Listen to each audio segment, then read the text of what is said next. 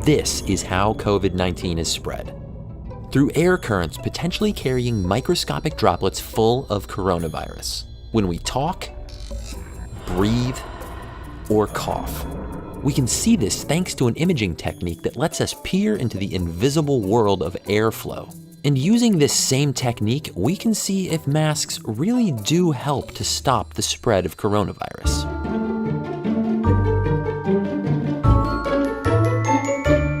Hey smart people, Joe here. If you've been feeling confused about masks, what they do, what they don't do, whether or not you should wear one, well, I hope this video will help.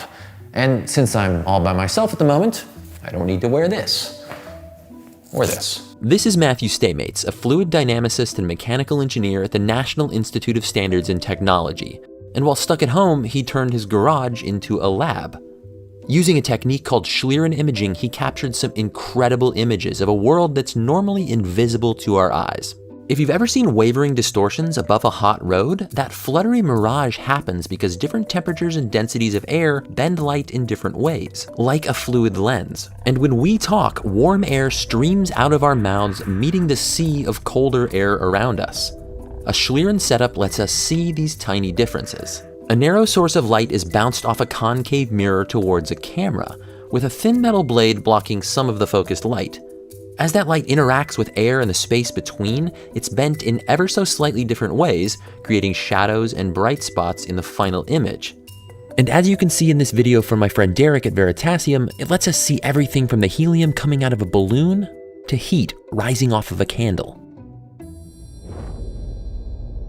And at 250 frames per second, it shows us exactly why masks work to slow airborne infection. Now, it's important to remember that we can't see viral particles in these images. They're too small. But the viruses are carried on that breath just like a river carries fish. In fact, an individual viral particle is smaller than the weave of most fabrics. So why does this work? Well, masks help in two interesting ways. First, it's important to understand that viruses don't float around alone. They fly out in droplets of moisture. Most droplets are heavy enough that they fall within 2 meters or so, but any person or object within that distance can get bathed in virus. And without a mask, some of those droplets can evaporate into super tiny particles of infection that can float on air currents far from your mouth or nose. And these micro droplets are extremely hard for any mask to filter out. But with a mask on, in the warm, humid space between your mouth and the mask, those larger droplets don't have time to evaporate, and they can be captured by common fabrics. If it feels hot and humid in here, that means it's working. And the second way that masks work is that any droplets that do get through now have less momentum. The air currents disperse in eddies and swirls instead of flowing away in streams, which means droplets won't travel as far. So which mask is the best mask? If it seems like recommendations change all the time, that's because doctors and scientists know more now than they did months ago. And they'll know more months from now than they do today, because that's exactly how science is supposed to work. What we do know is whether you're using a bandana, an N95 mask, or a cloth mask you sewed at home, they all still have a lot of droplet blocking power. But that mask has to fit.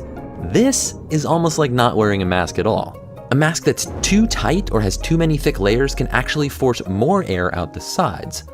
A good test is to see if you can blow out a candle through your mask from about 1 foot away. These Schlieren images are clear evidence that masks are effective, but the best science relies on multiple lines of evidence. Here's an experiment that we did with someone talking through a sheet of laser light, illuminating all of the micro droplets released as we speak. With a mask, those droplets are all caught. And this microbiologist sneezed, sang, talked, and coughed over petri dishes. A simple mask blocked nearly all of the germs, and even though this experiment detected bacteria and not viruses, they both leave our airway in the same respiratory droplets. It should be pretty clear to you now why masks work, and the body of research that proves that is getting stronger all the time. Links down in the description. But really, the most important question is, why should you wear a mask? You know, it's often said that masks aren't to keep you from getting sick, but to keep you from getting others sick. Wearing a mask can dramatically reduce the chance of spreading COVID. But that's a strange thing to think about, because you might think, well, I'm not sick. I've got a strong immune system, so I don't need to wear this. But we know that COVID-19 can go undetected, and almost half of infections may come from people who don't show symptoms. That could be you, or it could be the person next to you. And if it is, wouldn't you want them wearing a mask? They probably feel the same way about you. Can masks harm your health, like lowering your body's oxygen levels? No, that's a myth, and it's been tested over and over again by healthcare workers who work all day in masks. And masks won't stop the pandemic on their own. They're best used in combination with other safety measures like hand washing and physical distancing. Stereotypically macho people have actually been shown to resist masks more. I get it. Dudes, you don't feel cool, even though lots of cool dudes wear masks. Or maybe your nose itches, or your glasses fog up, your face is sweaty. That's no fun. I mean, I get it. For most people, wearing masks is new and weird and different. But there are lots of things that used to be weird and different until everyone just started doing them. I mean, umbrellas used to be viewed as completely feminine accessories for rich people and only used to shade the sun.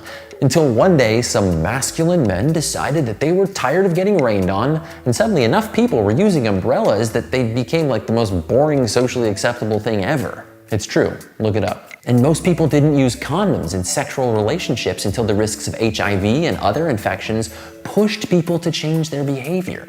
And now it's not only normal, it's a way to say, I respect you, and I want to protect both of us. This is also a sign that you want to protect others and have them protect you. And the sooner that this becomes part of everyone's normal everyday life, the sooner we can all get back to normal everyday life. In every pandemic in history, it's the actions and choices of individual people that have made the difference. A mask can stop a virus, but it also sends a message. We're all in this together. And that's something we all need to hear right now and every day. Stay curious. Thanks for watching this video, and I hope that you'll send it to somebody that you know that needs to hear this message. But remember, what we know from social psychology is that shaming people into wearing masks, that's not gonna work. So come at it with an open mind and an open heart, and we can all do this together. And like always, I'd like to thank everyone who supports the show on Patreon. We couldn't do it without you, this video or any other video. And we're so glad, especially now, to have your support. If you'd like to join our community, there's a link down in the description. You can learn more about that. And if not, we're just glad you're here this week. See you next time. Now, I swear I did this before. And the sooner that this becomes a